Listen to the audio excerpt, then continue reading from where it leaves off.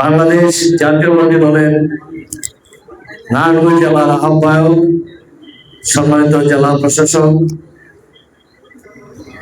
উপস্থিত শহর বিএনপির সম্মানিত সদস্য সচিব এবং অন্যান্য নেতৃবৃন্দ এবং আমাদের ব্যবসায়ী নেতা জনাব মাসুদ ভাই, উপস্থিত সম্মানিত অফিসারি সমিতির সদস্যবৃন্দ, আজকে এই স্বাধীনতার ঘোষক জনাব জিয়াউর রহমানের মৃত্যুবার্ষিকী উপলক্ষে আজকের এই আয়োজনে আমি উপস্থিত হতে পেরে নিজেকে ধন্য মনে করছি। আমরা মজলুমের জন্য দোয়া করতে পারি, মজলুমের পরিবারের প্রতি আমরা দোয়া করতে পারি। আমরা চাই জিয়াউর রহমানের যে পরিকল্পনা ছিল বাংলাদেশকে নিয়ে, সেই পরিকল্পনা নিয়ে আমরা এগিয়ে যেতে চাই।